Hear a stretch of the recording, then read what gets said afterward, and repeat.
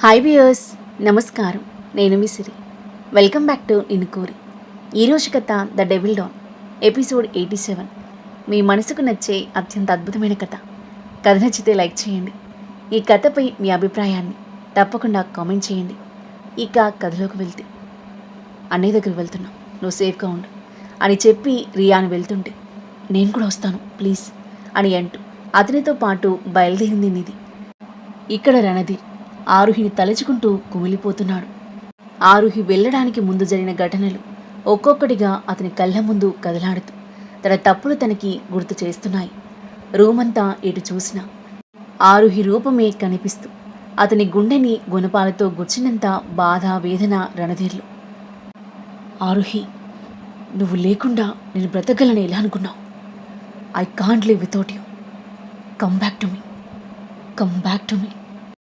పిచ్చివాడిలా చెయ్యి పిడికిలి bed rest కేసి కొట్టసాగాడు. కొడుతున్న తీవ్రతకు గాయమి రక్తం దారాలుగా కారుతుంది. లేచి వైన్ బాటిల్ తీసుకుని గడగడా తాగేసి బాటిల్ నీళ్ళకేసి కొట్టాడు. సిగరెట్స్ తీసుకుని స్మోక్ చేస్తూనే ఉన్నాడు, ఒకదాని తర్వాత మరొకటి. సిగరెట్ బాక్స్ ఖాళీ అయింది, కానీ అగ్ని గోళంలా మండుతున్న అతని గుండె కాస్త కూడా చల్లారలేదు. అంతకంతకు మంట పెరుగుతూ అతని పిచ్చివాణ్ణి చేస్తుంది. నిద్ర బాధను కాస్తైనా మరిపిస్తుంది అని వెళ్ళి బెడ్పై పడుకున్నాడు. కాని నిద్ర అతన్ని కరుణించలేదు. ఆరుహి తోడు అలవాటయ్యాక ఆమె పక్కన లేకుండా ఏనాడూ పడుకోలేదు. ఆమెను హత్తుకుని పడుకోనిది అతనికి నిద్ర కూడా రాదు. అంతలా అడిక్ట్ అయ్యాడు తనకి. అలాంటిది ఇప్పుడు ఆమె లేకుండా పడుకోవడం ముళ్ళ పాన్పుపై ఉన్నట్టుగా. తను లేని ఈ రూమ్ నరకంలా ఉంది అతనికి. లేచి టేబుల్ డ్రాయర్ ఓపెన్ చేసి స్లీపింగ్ పిల్స్ కోసం వెతికాడు. పిల్స్ బాటిల్ ఎంటీగా ఉంది. రణధీర్ ఫ్రస్ట్రేషన్ పీక్స్కి చేరింది. బాటిల్ తీసి విసిరి కొట్టగా అప్పుడే రూమ్లోకి వస్తున్న రియాన్ కాళ్ళ ముందు పడింది. అది చేతిలోకి తీసుకుని అన్నయ్య వైపు చూశాడు రియాన్. బెడ్పై కూర్చొని రెండు చేతులతో తల పట్టుకున్నాడు. చేతికి బ్లడ్ కారుతూనే ఉంది. అన్నయ్యని అలాంటి స్థితిలో చూసి రియాన్ ప్రాణం విలువలాడింది. ఈషాతో బ్రేకప్ తర్వాత డిప్రెషన్తో నిద్ర పట్టగా స్లీపింగ్ పిల్స్ వాడడం స్టార్ట్ చేశాడు రణధీర్. ఆరుహి అతని లైఫ్లోకి వచ్చాక వాటి అవసరం రాలేదు. ఇప్పుడు మళ్ళీ వాటి కోసం చూస్తున్నాడంటే అతను ఎంతగా వేదన చెందుతున్నాడో అర్థమవుతున్న తమ్ముడి హృదయం బాధతో బరువెక్కింది. భారంగా నిట్టూర్చి అన్నయ్య దగ్గరికి వెళ్ళి భుజంపై చేయి వేశాడు. తలెత్తి చూసిన రణధీర్, నువ్వు మళ్ళీ ఎందుకు వచ్చావు అని అన్నాడు. నిన్ను ఇలాంటి స్థితిలో వదిలేసి నేను ఎలా ఉండగలనన్నయ్య? మౌనం వహించాడు రణధీర్. రూమ్లో పగిలిన వైన్ బాటిల్, కాల్చి పడేసిన సిగరెట్స్ చూసి, ఏంటనే ఇదంతా? ఇవన్నీ నీ హెల్త్కి మంచివి కాదని తెలుసు కదా అని రియాన్ అంటుంటే, ఆరుహి నన్ను వదిలి వెళ్ళాక నా హెల్త్ బాగుంటే ఏంటి, బాలేకుంటే ఏంటి వైరాగ్యంగా అన్నాడు. వదిన నువ్వంటే ఇష్టం లేక వెళ్ళలేదు, నిన్ను మోసం చేసి వెళ్ళలేదు. నువ్వు చేసిన దానికి విసిగిపోయి హార్ట్ బ్రేక్ అయిపోయి వెళ్ళింది. నువ్వు మారిపోయి ఆ మార్పు తనకి తెలిసేలా చేస్తే ఖచ్చితంగా మళ్ళీ నీ లైఫ్లోకి తిరిగి వస్తుంది. రణధీర్ ఏం మాట్లాడలేదు. ఫస్ట్ ఎయిడ్ బాక్స్ తీసుకొచ్చి అతను వద్దంటున్న బలవంతంగా హ్యాండ్కి ఫస్ట్ ఎయిడ్ చేస్తూ, వదిన గురించి ఏమైనా ఇన్ఫర్మేషన్ దొరికిందా అని అడిగాడు కూల్గా. లేదు, ఆఫ్టర్నూన్ టైంలో వెళ్ళింది. రోజుకొకసారైనా ఆఫీస్ నుండి కెమెరాలు చెక్ చేస్తే నేను ఈరోజు మూడ్ బాగాలేకపోవడంతో చెక్ చేయలేదు. నేను ఇంటికి వచ్చేవరకే తను సిటీ దాటేసి ఉంటుంది. ఏ సీసీటీవీలను ట్రేస్ అవ్వలేదు. ఫేస్ హైడ్ చేసుకుని ఉంటుంది.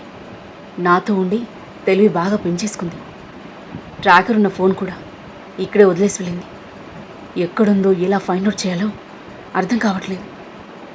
నువ్వు ఎలాగైనా ఫైండ్ అవుట్ చేస్తావనయ్యా, నాకు తెలుసు. నీ ప్రేమ లాంటిది అని రియాన్ అంటుంటే రణధీర్ తమ్ముడి వైపు చూసి, నువ్వు నన్ను పొగుడుతున్నావా తిడుతున్నావా అని అన్నాడు. పొగిడినా తిట్టినా నా అన్నయ్య మంచి కోసమే కదన్నయ్య. నువ్వు రైట్ చేస్తే సపోర్ట్ చేస్తాను, గొప్ప పని చేస్తే పొగుడుతాను, అలాగే తప్పు చేస్తే ఖచ్చితంగా పాయింట్అవుట్ చేస్తాను. నీకు అర్థమవ్వాలని, అది మళ్ళీ రిపీట్ అవ్వకూడదు అని. నా అన్నయ్య గుడ్ పర్సన్లా ఉండాలని, హ్యాపీగా ఉండాలని అని అన్నాడు రియాన్. నేనేం చేసినా తన మీద ప్రేమతోనే చేశాను. అది తనకు అర్థం కాలేదు. Childish mentality. రియాన్ చిన్నగా నిట్టూర్చి, నీ తప్పుని నువ్వెప్పుడూ ఒప్పుకోగా? అవును, వదినది చైల్డిష్ మెంటాలిటీని. నీకన్నా 11 years చిన్నది కదా. She very sensitive and innocent. తన మెంటాలిటీ అర్థం చేసుకుని బిహేవ్ చేస్తే మీ ఇద్దరి మధ్య ఇప్పుడు ఇలాంటి పరిస్థితి వచ్చేదే కాదు. జరిగిన దాని గురించి కాదు, జరగబోయే దాని గురించి ఆలోచించు. నువ్వు వదిన దూరమైందని బాధపడుతూ ఇలా పిచ్చివాడవైతే తను ఎలా వెతికి పట్టుకుంటావు? You should be active. కొంచెం ఏదైనా తిని పడుకో అని అనునయంగా చెప్పాడు రియాన్. నాకు ఇప్పుడేం వద్దు, స్లీపింగ్ పిల్స్ తెప్పించు చాలు అని అన్నాడు రణధీర్. అది కాదన్నయ్యా, నేను చెప్పేది విను. నేను చెప్పేది నువ్వు విను. Get me sleeping pills, that's it, స్థిరంగా చెప్పాడు రణధీర్. అసహనంగా చూశాడు రియాన్. ముండిఘటం, చెప్తే వినవు కదా అని అనుకుంటూ లేచి రూమ్ నుండి కిందకు వెళ్ళాడు. నిధి హాల్లోనే కూర్చొని ఉంది దిగాలుగా. నువ్వు ఇంకా పడుకోకుండా ఇక్కడే ఉన్నావా? నిధి లేచి నిలబడుతూ, మీ ఇద్దరు బాధలో ఉంటే నాకు నిద్రలో పడుతుంది. బావ ఎలా ఉన్నారు అని అడిగింది గాబరాగా. రాజేష్, రియాన్ పిలుపుకి తన రూమ్లో నుండి పరిగెత్తుకుంటూ వచ్చాడు రాజేష్. వెళ్ళి స్లీపింగ్ పిల్స్ తీసుకురా అని మణి అతనికి ఇచ్చి, అలాగే పూర్ణను అన్నయ్య రూమ్ క్లీన్ చేయమని చెప్పు అని చెప్పాడు.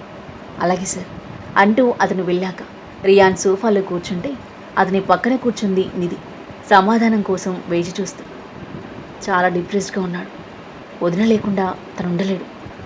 తను పక్కన లేకుంటే నిద్ర కూడా పోలేడు. అందుకే స్లీపింగ్ టాబ్లెట్స్ తీసుకురమ్మన్నాడు. పెళ్లి చేసుకుని ఇద్దరు హ్యాపీగా ఉన్నారని ఎంత హ్యాపీగా ఫీల్ అయ్యాను. ఆ హ్యాపీనెస్ ఇలా ఎండ్ అవుతుందని, వారి లైఫ్ ఇలా ట్రాజిక్ టర్న్ తీసుకుంటుందని అస్సలు ఎక్స్పెక్ట్ చేయలేదు. అన్నయ్యను ఇలా అస్సలు చూడలేకపోతున్నాను. ఏమైపోతాడో అని భయంగా ఉంది. Rayon, don't worry. నిధి అతని భుజం చుట్టూ చేయి వేసి దగ్గరికి తీసుకుని ఓదార్పుగా తడుతూ, అక్కని అంతగా ప్రేమించే బావా తను వదిలి వెళ్ళిపోయే పరిస్థితి ఎందుకు తీసుకొచ్చాడు అని అడిగింది. అన్నయ్యకి వదినపై ప్రేమ చాలా ఎక్కువ, పొసెసివ్నెస్ అంతకన్నా ఎక్కువ. వదినని ఎవరు కన్నెత్తి చూసినా సహించలేడు. చాలా గొడవలయ్యాయి, భయపడింది. చివరికి ఈ డెసిషన్ తీసుకుంది అని తనకు తెలిసిన వాటిలో కొన్ని రీజన్స్ దాచి కొన్ని మాత్రమే చెప్పాడు రియాన్. వదిన వెళ్ళిపోవడం రైట్ ఆర్ రాంగ్ అంటే అది నేను చెప్పలేను. అనుభవించిన వాళ్ళకే తెలుస్తుంది ఆ పెయిన్ ఏంటో. ఇద్దరికీ ఒకరిపై ఒకరికి ప్రేమ ఉంది. టైం పట్టినా వాళ్ళిద్దరూ మళ్ళీ ఒకటవుతారని నమ్మకం నాకుంది. Everything happens for a reason and this happen for the best I think అంటూ చిన్నగా నిట్టూర్చాడు. సాలోచనగా తలాడించింది నిధి. రాజేష్ రాగా రియాను వదిలి కాస్త దూరం జరిగింది నిధి. స్లీపింగ్ పిల్స్ తీసుకొచ్చి రియాన్కి ఇచ్చాడు రాజేష్. ఒక గ్లాస్ మిల్క్ తీసుకురా. అలాగే సార్. నిమిషాల్లో మిల్క్ గ్లాస్ రియాన్ చేతికి ఇచ్చాడు. నిధి, నువ్వు వెళ్ళి పడుకో, టైం 3 అవుతుంది ఇప్పటికి. నిధి చిన్నగా తలాడించి టేక్ కేర్, గుడ్ నైట్ అని చెప్పి గెస్ట్ రూమ్కి వెళ్ళగా అన్నయ్య దగ్గరికి వెళ్ళాడు రియాన్. పూర్ణ రూమ్ క్లీన్ చేస్తుంటే బెడ్పై పడుకుని ఉన్నాడు రణధీర్ శూన్యంలోకి చూస్తూ.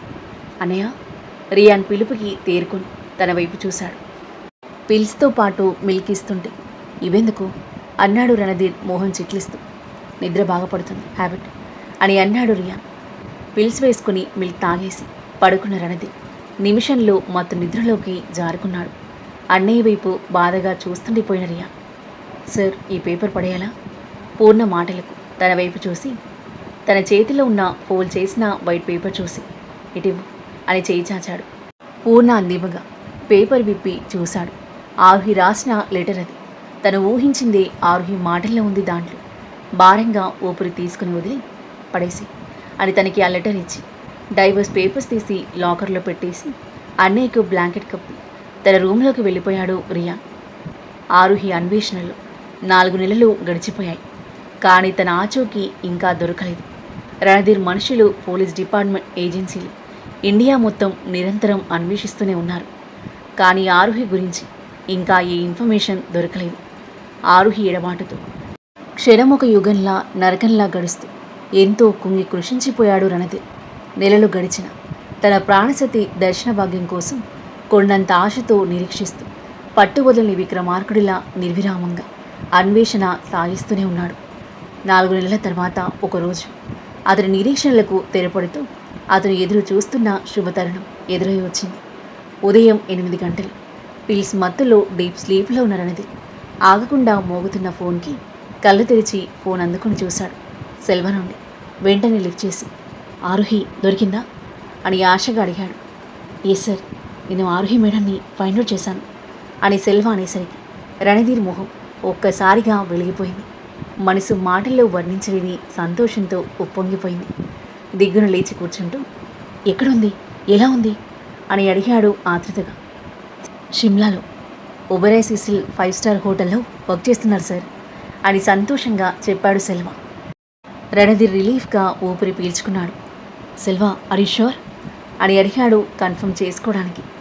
ఎస్ సార్, మేడం ఎప్పటి నుంచో హోటల్ సెక్టార్లోనే ఉందని, ఒకవేళ వర్క్ చేస్తే హోటల్స్లోనే వర్క్ చేసే ఛాన్స్ ఉందని మీరు చెప్పారు కదా, అందుకే ఇండియాలోని హోటల్స్ అన్ని సెర్చ్ చేస్తే ఫైనల్గా ఇక్కడ షిమ్లాలో ఉన్నట్టు మన మనిషి నుండి ఇన్ఫర్మేషన్ వచ్చింది.